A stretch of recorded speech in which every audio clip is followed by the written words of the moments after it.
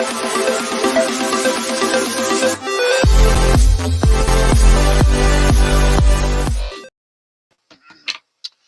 you, man. Let's go. Come on. Hurry up. We are live. He had no idea that was coming, guys. I'm sorry. I'm such a child and immature, but I'm really get out of these things. So what's up? How was your week? Happy Friday, TGIF, everybody. Thank God it's Friday. Welcome to episode 65. 65. Put up a 6. Wait, Jason, put up a 5. Put up a 5.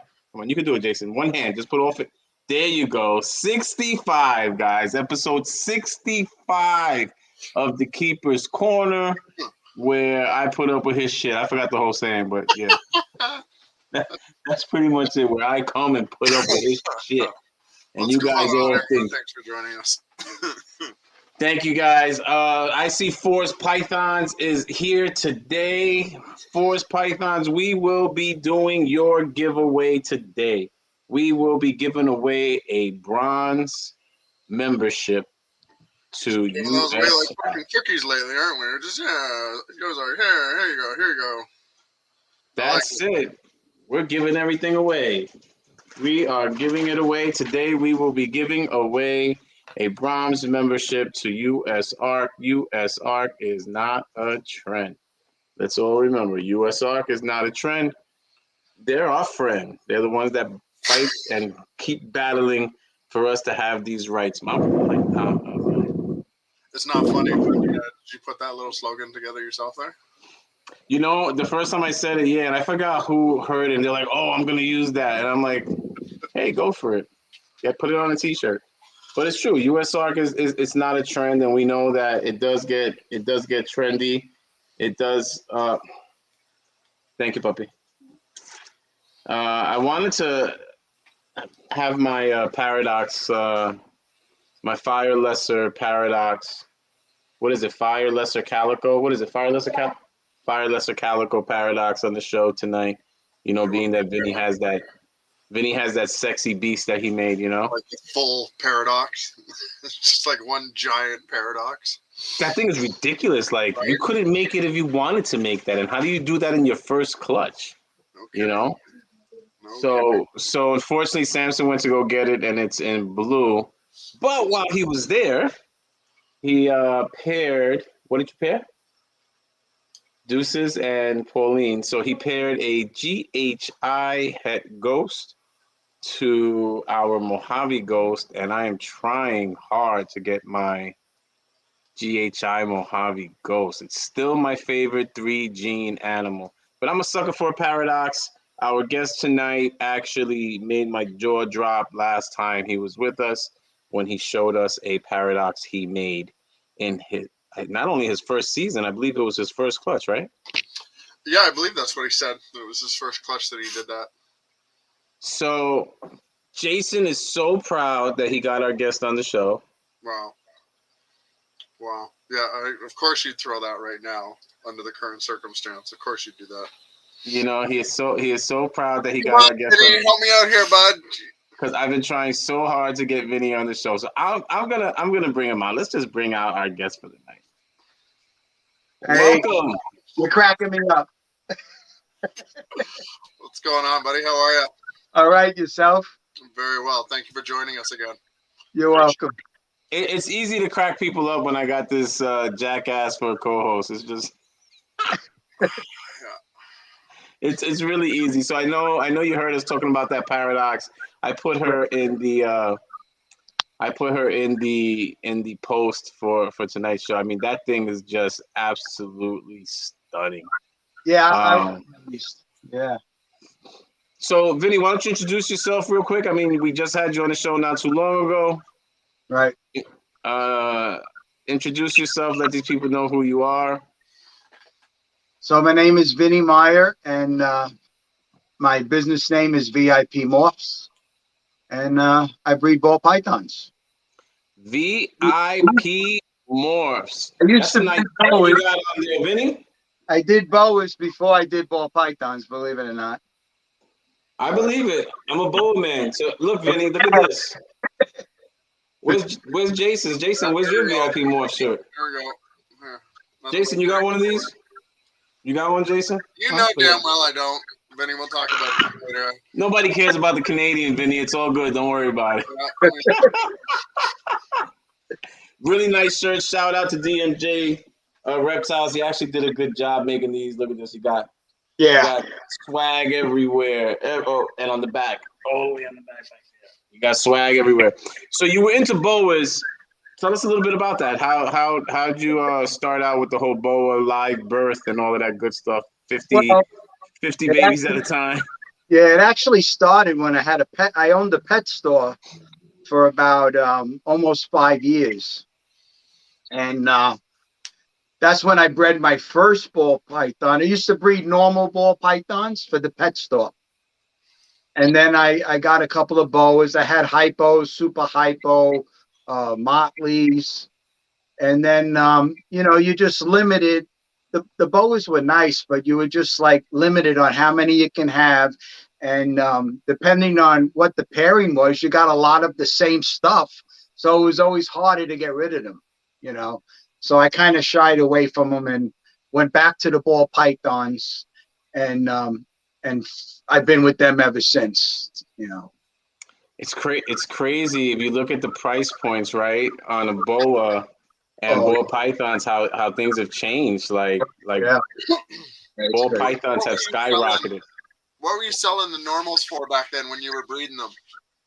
I think they were like $75, but it could have been more, but I'm going to say 75. It might have been $100. It might have been 100. But I tried first they would send you can order like captive bred ones, captive hatch, because captive bred didn't work. I mean, you couldn't get them things to eat, breed, nothing. It was terrible. The captive hatch ones were a little better, but you still had issues, but they weren't as bad,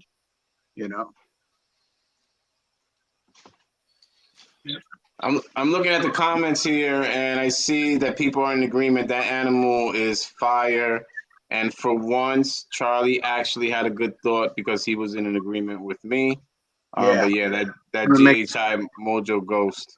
Yeah, I think he's getting it for us, guys. We're getting like Camo Constrictors Part 2 here. Oh. Yeah. All right, so Vinny, I actually hatched her in a cooler, an igloo cooler, because I was only going to have one clutch, so I didn't build an incubator. I did the igloo cooler thing, and I don't know if I had problems during incubation. I mean, I could have and didn't catch him, because a lot of breeders that I talked to, they said paradox sometimes happens. Something happens during incubation and causes it. That's what some of them used to believe. So I didn't know if maybe that happened, because it was in a cooler and maybe something happened, but it was just crazy for her to even come out like that. And how many years have you been breeding again? I believe it's 12. Yeah, almost 12 years. Yeah, 10. So 10 years. I think I'm keeping 10 now. I mean, I'm keeping 12 years straight, and I'm breeding 10, something like that. It's been a while. And how many more paradox have you bred since that one? Believe it or not, in that clutch, it was a normal to a lesser, and the two lessers also had paradox. Yeah, wow. but yeah, not extreme like her, not extreme, but quite a bit. I mean, you can see it. It was quite a bit. So three snakes in that clutch had paradox. That's awesome. And can you explain what paradox is for those that may not know, that watch the show? Like Jason probably doesn't know what a paradox is. Well, I look at it as a mutation in the development. It has something to do with the alleles not lining up or something, and so it's just a freak of nature, guys. You can't do it. I call it my mutant ninja turtle. You can't do it on purpose. It's not genetic. But let me tell you, I am a sucker for a paradox. I absolutely love anything that has paradox, because you'll never be able to duplicate it, never make another one like it. No. But ironically, I remember seeing a video a few years back. Chris Hardwick video, Chuckles, Chuckles video, and one of the top 10 ball pythons he said not to get was a paradox. Yeah. I didn't like that video. I gave him a thumbs down. Yeah. I gave him a thumbs down. Speaking of which, guys, hit that like button. Don't do it for me. Sure as hell don't do it for Jason. Let's give Vinny some likes, guys. Hit the like button for our guy Vinny here. So, question, Vinny, since then, have there been any other paradoxes from that pairing? Either the mom or the dad along the way? No, I tried it again, the same pairing, and nothing come of it. And I also bred her one time to a firefly, and nothing come of it except, you know, the normal morphs that you would get. So how many clutches would you say have come from those two since then? Just the three that that combination I only did 2 times. Okay. And yeah. The siren name, have they since been used in other projects at all? No. I used him for other projects, but the mother was a normal. I didn't use her maybe 1 or 2 other times with a single gene animal, and that was it, and nothing came of it. Interesting. What are you doing there, Brian? I'm here. I'm admiring your interviewing skills right now. No, you're not. And I'm also answering somebody. Somebody is DMing me to go watch their show on YouTube. So obviously they're not watching mine right now. So I just DM'd them back the whole week's schedule. You know, you got Saturdays with Samson. You got the Canadian guy on Friday, Bowling with Brian on Thursday, and the coffee show. I messaged you while you were busy doing other shows. Well, it's better than when you messaged me while we're doing the show, like you just did right now. Love it. So I see Troy out there, Troy Stallings from Cam Exotics. He got an STW going, guys, for a nice, I think it's a clown girl. Go check it out. He's down to like only 4 or 5 more spots if you want to get in on that. Matter of fact, the snake that I know people. Vinny, what's your take on these raffles or spin to wins? I don't know. I don't really get into them too much. Occasionally I do. I did win a really awesome snake from High Desert Pythons in one of the auctions. I think Chino was putting it on for a fundraiser, and I got a beautiful asphalt het pie female. Nice. Yeah. No complaints there. So wait, hold on. I just want to make sure I heard this correctly. You don't really get into them, but you win anyway. You know what? I only done it a couple of times that I won. So, I mean, I don't really get into them too often. You know, when it's a good cause, you know, I might do it. You know, if it's a fundraiser for somebody or something, I may do it, you know. But what about if I just stump my toe? Because it seems like every other day we got a fundraiser for something. Really? Yeah. No, I don't. I don't. What if we do a fundraiser for Jason to put his hat back on? I don't know. That's your call. Right. All right. So Vinny, I got a lot of good. I know I did. I don't know about Jason. Like people don't really hit him up, but I got some good feedback from what you shared on your last visit with us on using the water for incubation for your eggs and your setup, and quite a few people said they're going to give that a shot. So I just want to thank you again for sharing that method that you shared with us. Why don't you give us a day in the life? Give us a day in the life of VIP Morphs, and what's it like in your snake room, and you know, what are some of your habits in there? I don't want to know about the drug use or anything like that. Just, you know, what do you do with the animals? Well, I don't keep a lot, and I never did. My goal was years ago that I would always stay under 100 snakes. So that's what I do. I stay under 100 snakes, but I constantly upgrade.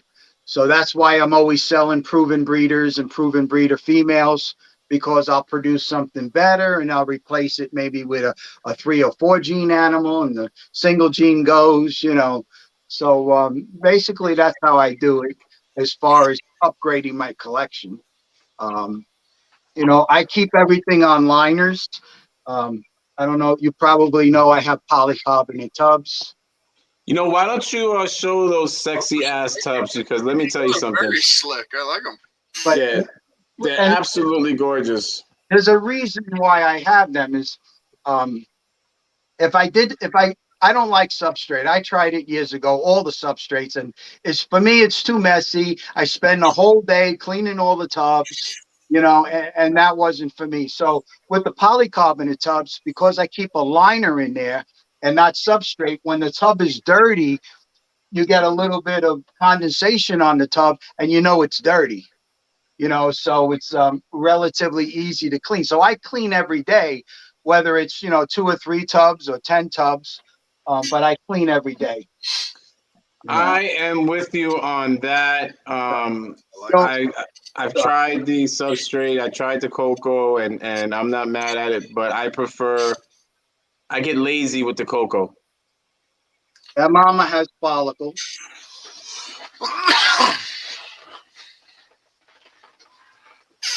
Hopefully some albino pies.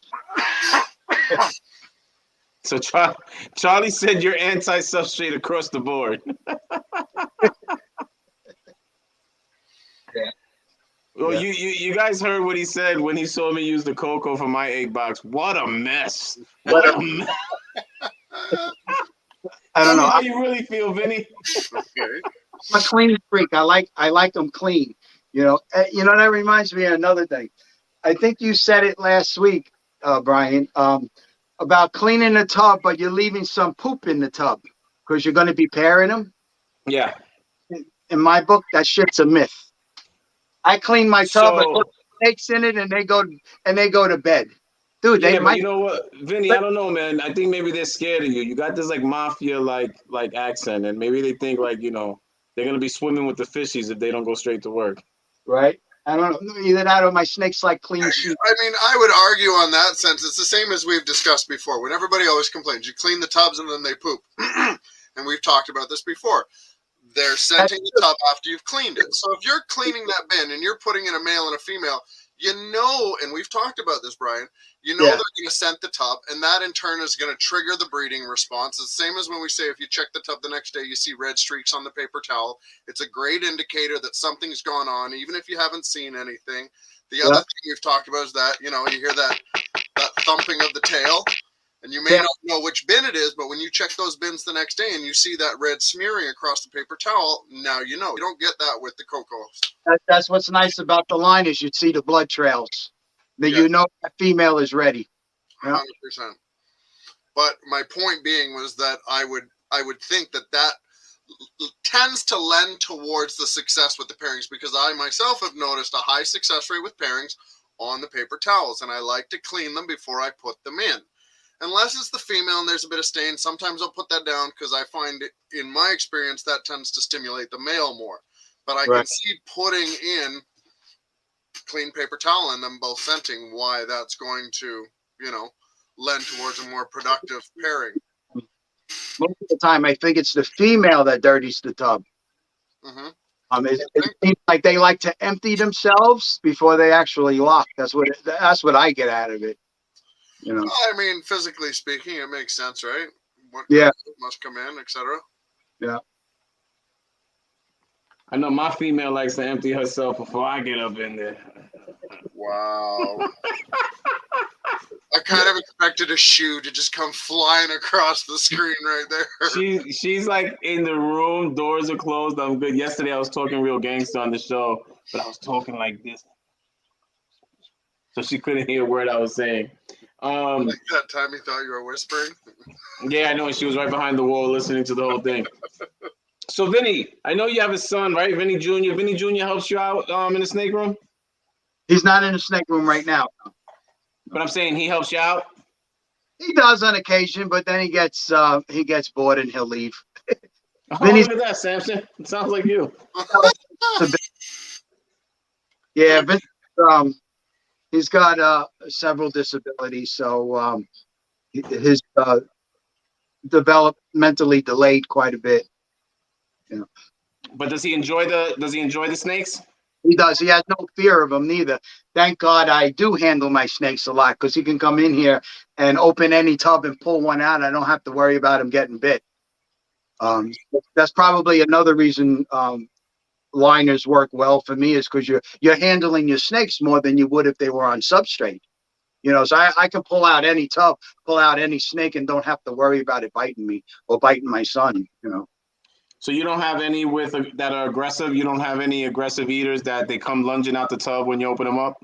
That's different. But I put the rats in the room 3 hours before feeding. Yeah, I do because they smell it. But they don't know. They wouldn't normally come lunging out of the tub, not at all. And what are you feeding? Rats, mostly all rats, frozen and live. Now, are you breeding your own or are you purchasing them? Yep, I got a rat house out back. Those are on. You just upgraded those to polycarbonate tubs too, right? I did. Yep. Holy shit! You got money. Yeah, I have. Let me tell you, look, it took me 12 years to buy these racks. Not like everybody else who goes out and buys them in their first year. Okay, it took me 10 years to get an ARS rack. Yeah. We already know money's there. So what I do, Vinny, this is the little cups. They got little air holes in them. Yeah. And what I do with these is I just leave urates and I'll leave like a piece of the shed in there, and that way. And in my experience, and not just for pairing, but in my experience, I've had a lot less. I hate these fuckers when they do it. Go and dirty the tub right after I've cleaned it. So it has been working, and I guess that's what it is. That there's just different ways, and if you have yours trained not to shit right after you clean the tub, I got to find out what you're doing. It has to be something, man, because I'm telling you, it's almost clockwork. And the tubs that I have now that don't have these little things in them, because I've been lazy or whatever, next day it's soiled. Next day they shit right in the corner. Like it's almost like I feel like they make fun of me. Yeah. I'm dying laughing over here at your little. I remember last week I didn't hear Jason's comment. It was irrelevant. Some disabilities my paradox had. So I just wanted to show him. If you can see her one eye is like sunk in her head. Oh, okay. I don't even know if she can see out of that eye, but you can see it's almost kind of atrophied around that area. I actually hatched one this year with very similar, same thing, slightly indented, and I wondered the same thing if there's a lack of vision on that side. Yeah, almost identical to that, Vinny. Oh, really? Yeah. So Vinny, that was a cooler incubation. Jason, do you think that possibly your situation was an incubation? That was this year, and that was at the higher incubation that I've done. We talked about it earlier. This year was the highest incubation I'd run before. I think we said it was like 89.9. I'd have to look back at past episodes, but that particular one came out this season. So I have to say, not in my experience. Vinny, I assume you're probably incubating around the same or lower than that. I know we talked about it last time. I am lower, but back in the day, I used to incubate around 90 degrees, which I found that's not good. No, and we do know that once you start flirting with higher temperatures, you start running into more deformity. So, certainly wouldn't say it's not a plausible hypothesis. And we talked about cooling the temperatures down this season. So, there's a reason we're leaning away from all that stuff. So that's interesting. I incubate at 89, but that's with the anticipation that there's going to be that 1 degree, fluctuation. I haven't had many incubation issues, but I did recently. Samson did the double het albino pied pairing, and we had that little kink in the tail. And it's not much of a kink. It's just like the tail is bent at the very tip and like almost webbed, like duck feet or something. I've had a couple of those before. Hey, I got a visitor. What's going on? He heard us talking about him. Vinny Jr. Vinny, I don't know why, but Chino loves you. Oh, come on. My dad doesn't even. Brian, would you go to sleep? It's 2 o'clock in the morning. I'm gonna let him go to bed in a little bit. Well, now. We're gonna let him go to bed in a little bit. Matter of fact, in 34 minutes, he could go to bed. Fine. Is that fair? Fine. All right, awesome. So nice meeting you, Vinny Jr. Have a good night, bud. Man,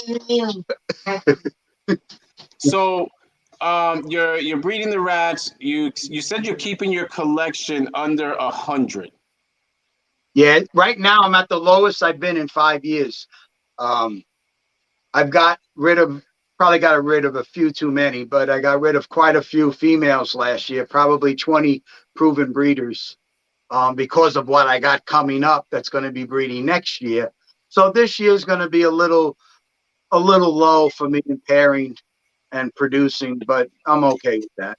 So You that know? does that didn't affect you, like with your budgeting and your financial sustenance. You were good with getting rid of the girls, not pairing them. Yeah, All right. my pairings today are so much better than they were years ago. Of course, I produce some nice pairings today. So basically, you're doing a less is more type of thing, where you're just doing higher end pairings. Absolutely. I mean, look, I just produced the Desert Ghost clutch. It took me 6 years. 6 years. She was a 2016. She gave me a clutch of slugs last year, and this year I got 3 female Desert Ghost head clowns. Nice. Now, how many of those do you plan on holding back? All of them. I didn't wait 5 years to sell them. Yeah. So you know what scares me the most, and I've spoken to a few breeders, and some of the bigger names, and obviously we're just in such a volatile market when it comes to ball pythons. Have you ever invested in a gene and it just flopped before you made anything? My pie gene many years ago. It got saturated. What happened there? Back in the day, I could only afford a het female pie, right? So I bought my het females, 2 of them, and then the following year I bought a male pie, which was like $1,800. It was crazy, right? And he wouldn't breed. 6 years in a row, could not get him to breed. Never would breed for me. I talked to this one breeder who said, I know someone who had that problem. He says, I want you to pop that male. So I popped him. He says, yeah, his hemipenes are too small. I said, what? He says, yeah, that's why he's not breeding. I never heard of it before, and I never heard of anybody else talking about it. But Jason can relate to small hemipenes. But that was his issue, is his hemipenes were so small that he couldn't breed. You know what I wonder as well, like, and it has to be a reality. So many people, we have all these new breeders. They don't follow the advice to find a mentor, and there's also the chance that they're damaging, a snake and its ability to breed. Whether they damage the hemipenes from trying to pop on it and doing it incorrectly.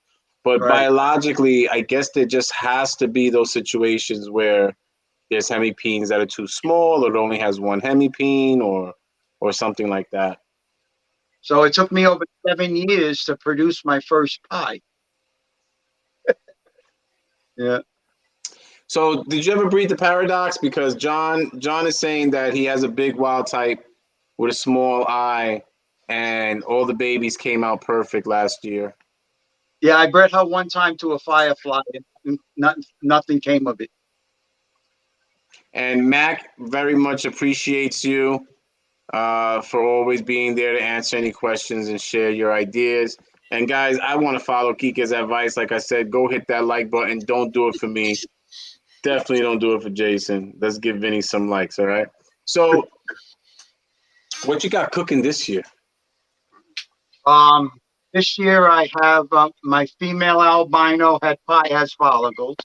So hopefully I'll get some albino pies. The male is an albino pie. My nuclear spectre, which is a world's first. So I have 3 world's first, all from the same family, 3 generations. A female lesser spectre, world's first.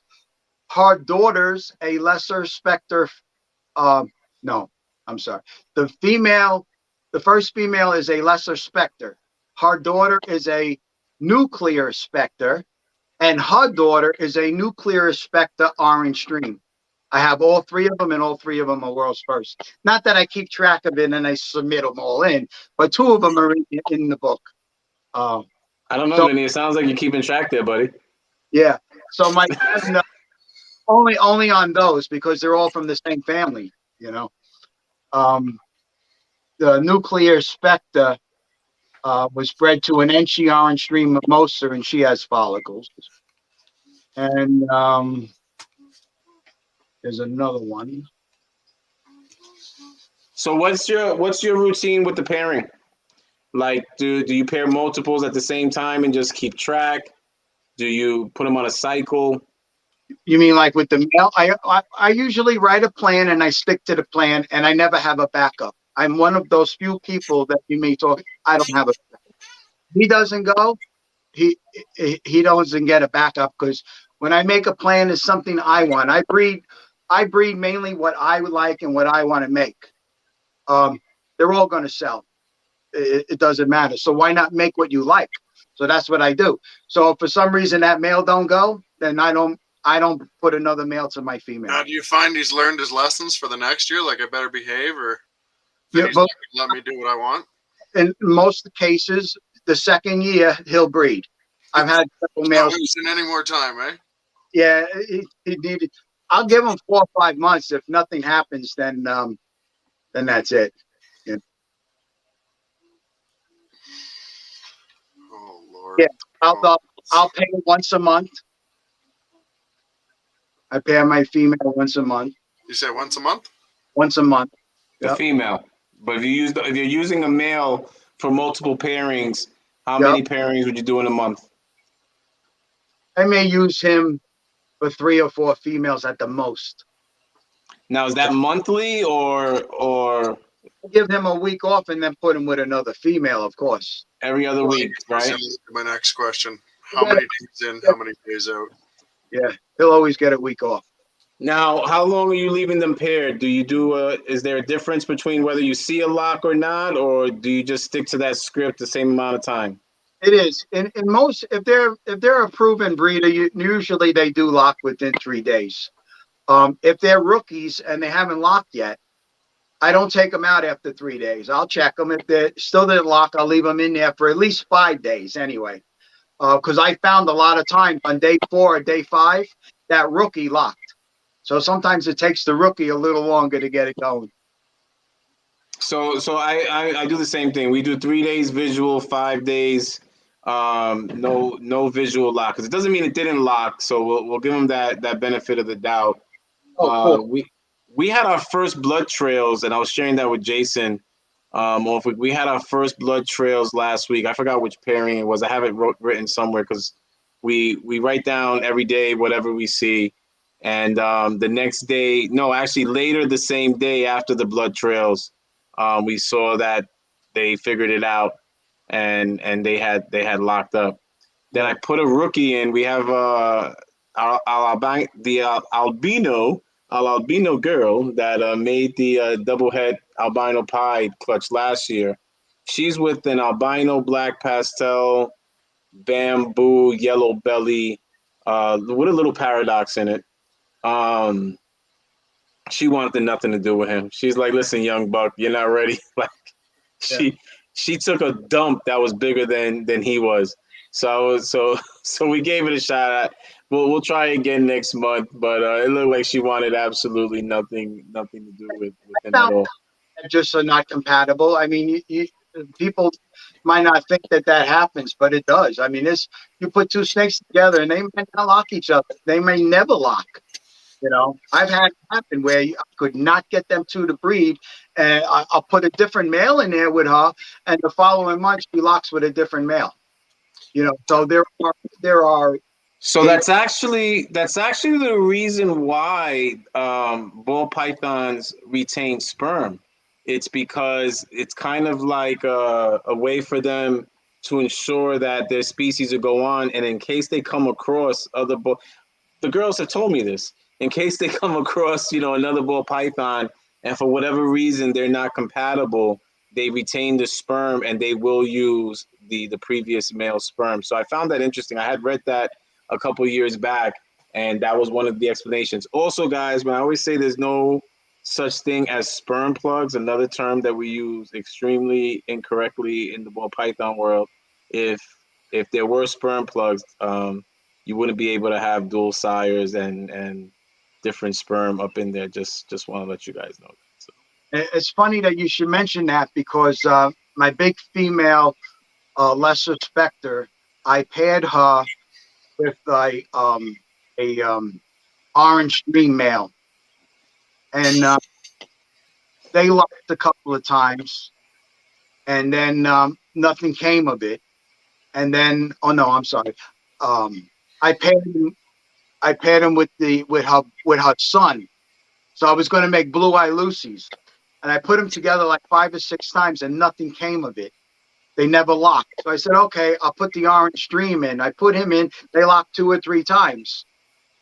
Well, I get a surprise clutch because I never seen her ovulate because she's a big girl. It's hard to palpate her. She's probably the only one I can't palpate because she'll restrict it. She'll restrict me, and I just can't feel for them. So I get a clutch of eggs, and her son fathered the clutch, and his sperm was 16 months old. So yeah, I think they say it could go up to 18 months.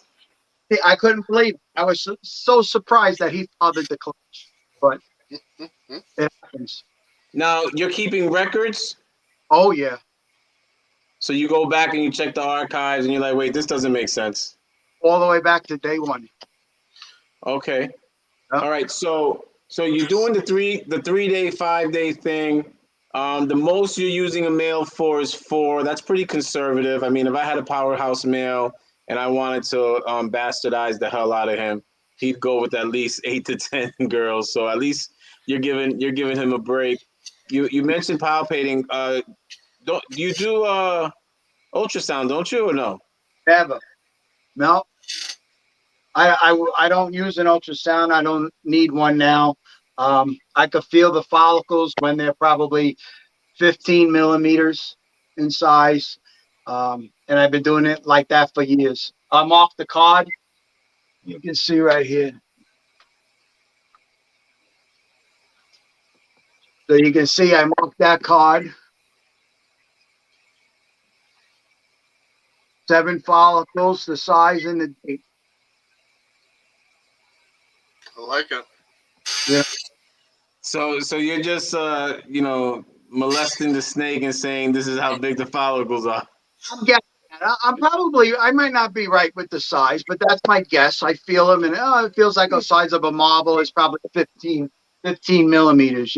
I'm probably off on the size, but I would like, one day for you to get them ultrasounded and see how close you are. That would be pretty cool. How close? Chino's gonna come over with the ultrasound to see how close I am with the size. You know what? I wanna see that. You guys gotta let us chime in when you do it, because I would say you're within 2 millimeters. I'm giving you that much. Go inside. Yeah, I've been doing it that way all these years, and I really don't have a use for a machine now. What other behaviors do you look for when you're pairing? What are you looking for out of your females? Well, I don't wait for follicles to show up. I think pairing encourages follicle growth. So I write my list. Like my list for November is already written. So I do my pairing list. I'll pair my snakes. In 3 months, I give them 2 to 3 months. I'll check for follicles. If I have nothing after 3 months, I'll give them 1 more month.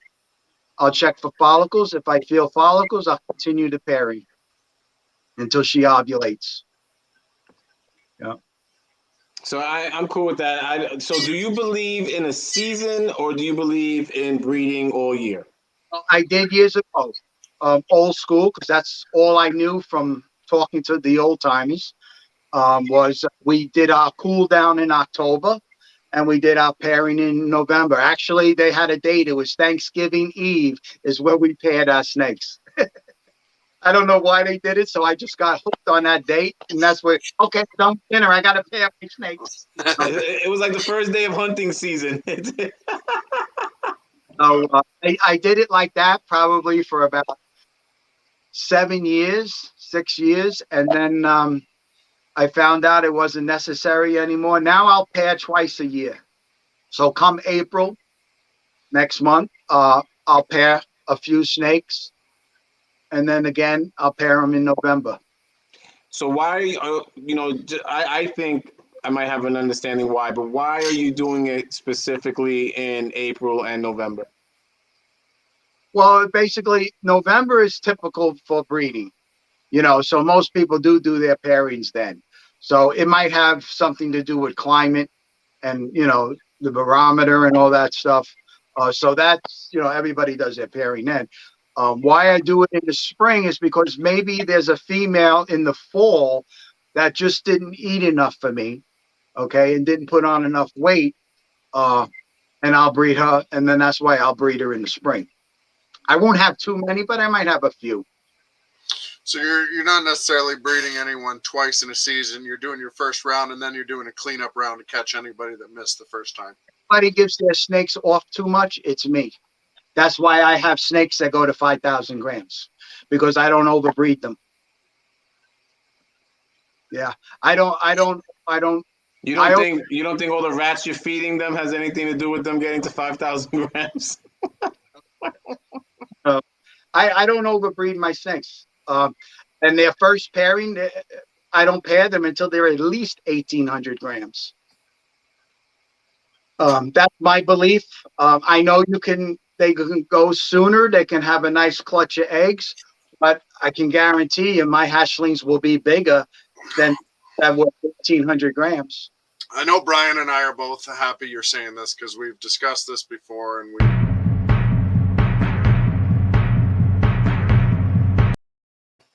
yeah, a 1,400 gram piece can get you 6 eggs.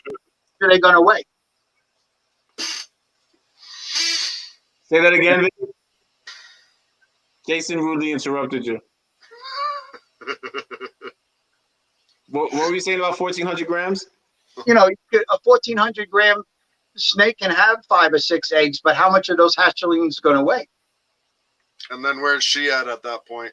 That's right. You knock her so far down, you're not breeding her for 2 years.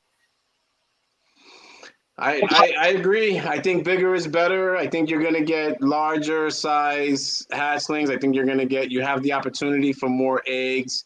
Not that you can't, the same way you're going to have males that may have small hemipenes. You can have females that will never hit those large numbers and be small in stature. And they'll still pump out, 4 to 6 eggs. And exception to the rule. There's always exceptions to the rule. If you have a female that's a poor eater and you have her for 6 years, you might want to breed her because you have her so long. But if she's a good eater and she eats every week, why not let her grow and then breed her? But well, she better she better pump out some eggs. That's a lot of food that she ate in 6 years and not pay no rent. I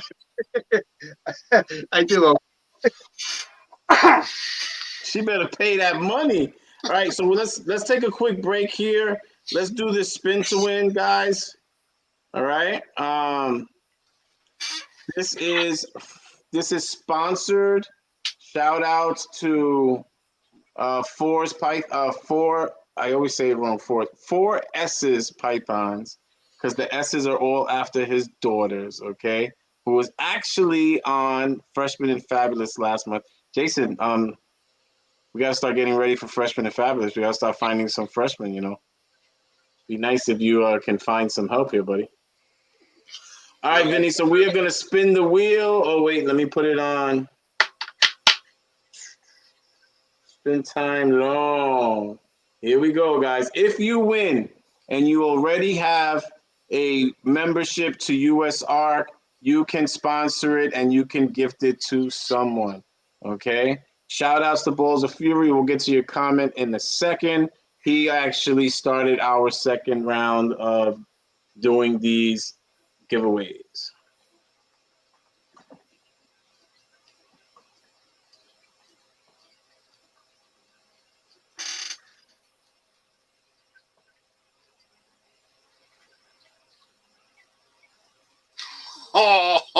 Robbed. Balls of Fury, you actually won the bronze membership. You are entitled. You can go and talk about it, and you can give it away to any one of your, what is it, where are we at, 7,000, 8,000 followers? However many followers you have, you can give this one away, courtesy of Forest Pythons. And Balls of Fury says, I think it's a great point to take away from this is that you evolved in your breeding methods upon learning new information. Your experience and knowledge is much appreciated, VIP Morphs.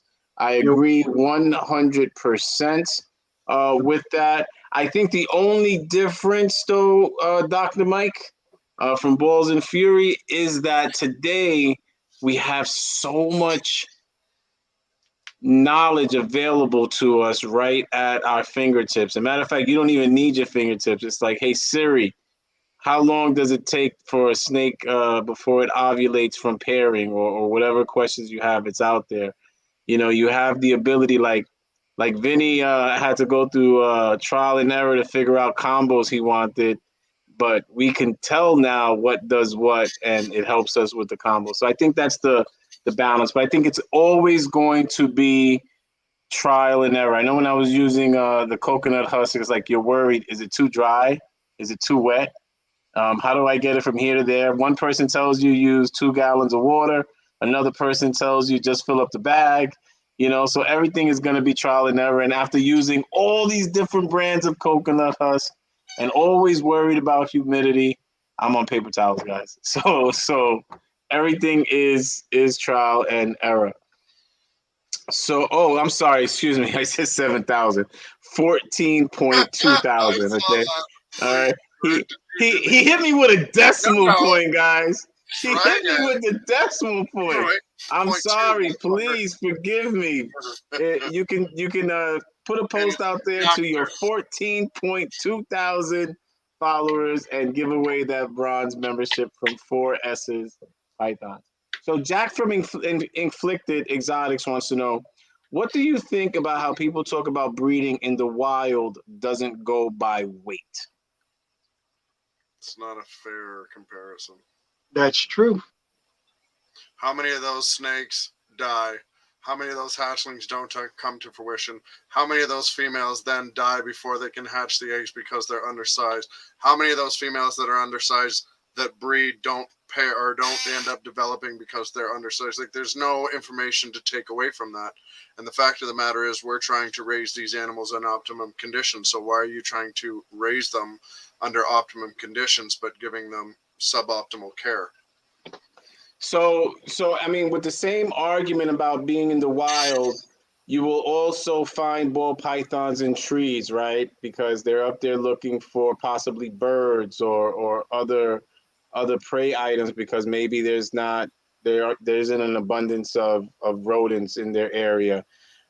You will find them out in not such ideal times of the day for various reasons. Again, a snake may not make it to 1,400, 1,800 grams because they become prey in the wild, where the ball python is actually the prey. That's why they prefer to be hidden underground, balled up, one entry point, one way in, one way out. So it's a lot of different factors, and I think the key point is just because it's possible doesn't mean it should be done. I mean, guys, I don't even want to tell you what I was able to do biologically at 12, but it doesn't mean, you know, it should be done. Importantly, let's ask the one. First of all, I want to say this, Jason, before you go into your soliloquy. That's a great. That's a great question, Jack. I think that's a great question, and it's definitely something that becomes a topic of debate on when and where. It goes to males as well. You know, people say they could do males, you know, at 500 grams. I know people that have done it before they're 300 grams. That doesn't mean that their hemipenes can't get ripped out once locked. But go ahead, Jason. Let's go, Shakespeare. Why are you doing it? Let's just ask yourself that simple question. Why are you pairing that female early? There's only one reason. No matter how you slice it, male or female, there's only one reason you're pairing early. So why are you doing it? Are you asking me?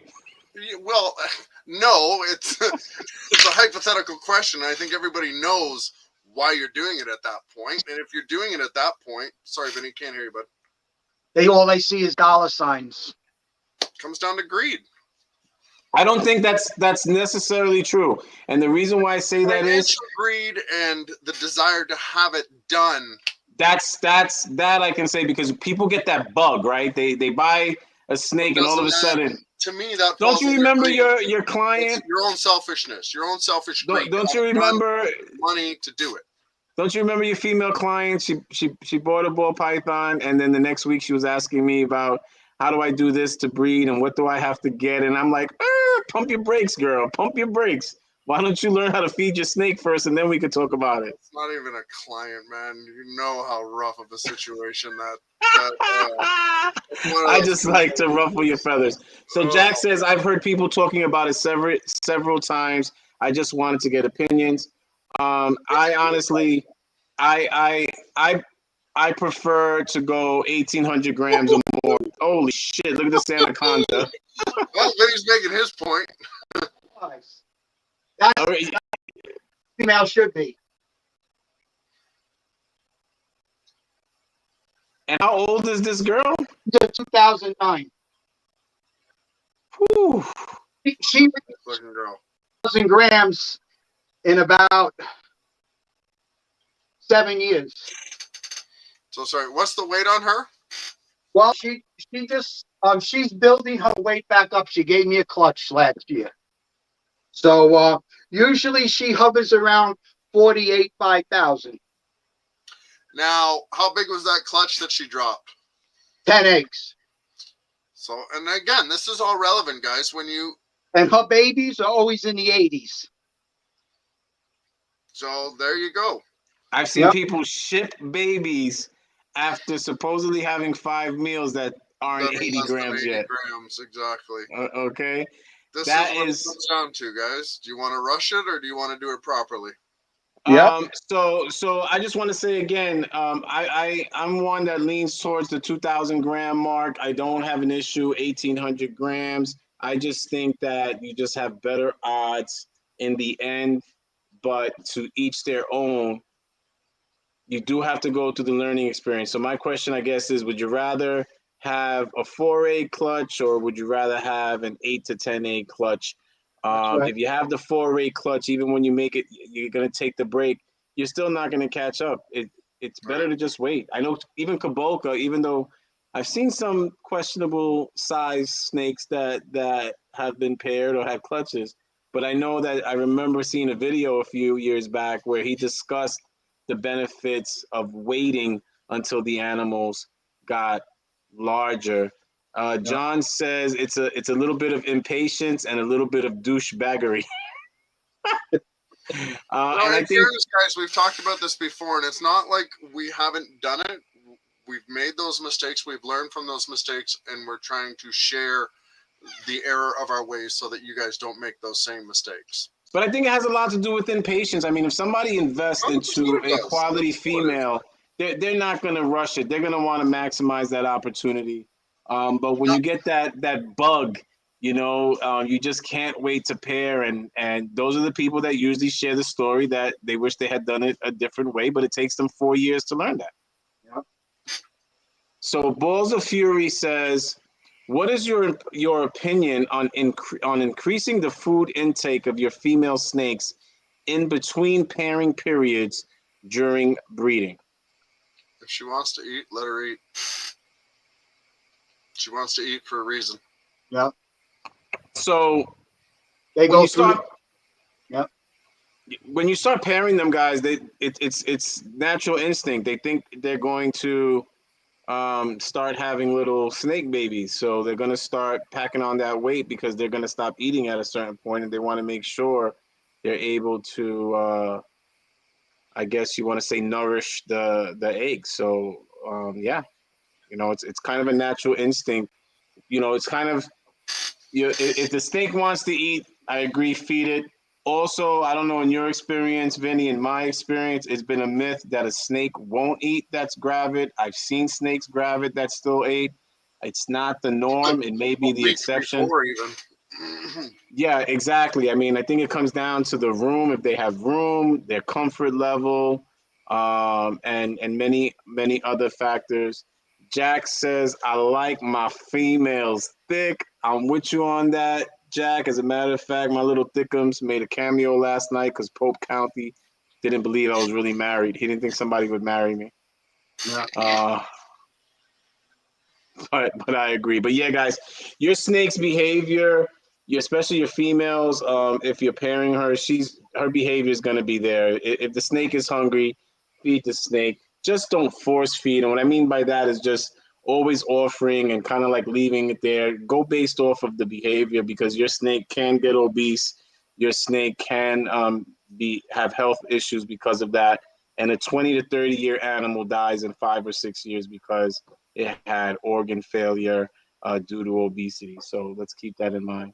I fed none of my big females a rat bigger than a medium, and they still grow because I like to see them eat every week.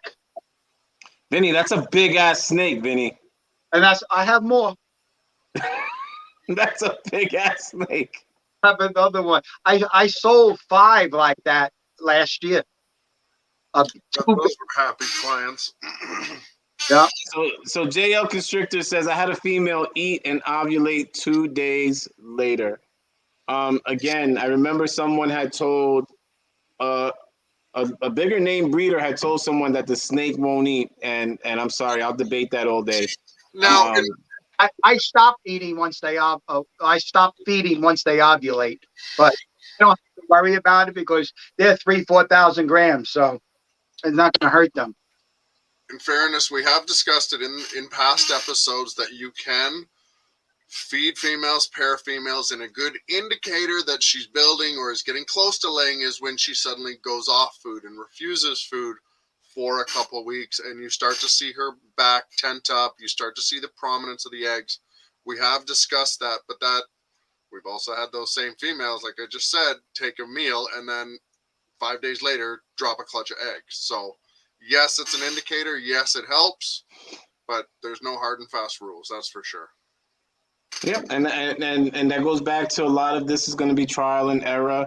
And guys, we bring on different experienced breeders just to show you there's different ways. There's different ways to get to your goal, but always just keep the health of the animal at the forefront.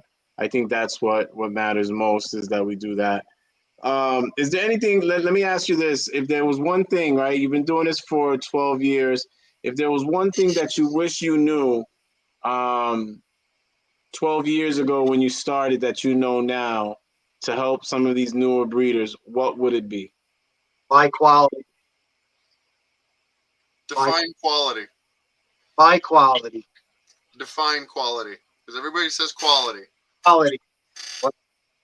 I mean, okay, it takes a little bit of an eye, but you'll have a pastel and a pastel, and you can see the difference between the pastels. One's going to be cleaner and brighter, the other one will be duller and dirtier. And it goes for all morphs. I learned the hard way. I always looked for a deal because I was a working man. I didn't have a lot of money. I lost 3 jobs during this whole period, but still stuck with it. That's why I probably don't have 400 snakes today. Not that I wanted 400 snakes, but I took my time, and I was always looking for a deal in the beginning, and it didn't work out.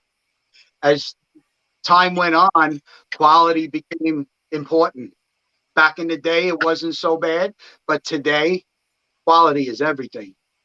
So would you say then you're more concerned about rich pigmentation and clean representation over So, bloodlines of quality? well, that's all part of it. That's all part of it. You know. I definitely think that's good advice. And the fact is, most newer breeders are not gonna understand that right now, because it's exactly that. We're looking for a good deal. Yeah. We're on Craigslist and Kijiji, hunting down those good deals, and you buy a nice female that turns out to be a male, and you got all these single genes, and then when it's ready and time to breed, you got 9 males and 2 females, and you have really no, you're not going to make anything. You have a whole bunch of genes that are going to make nothing. You're going to Save have, a few $100 and cost yourself a season.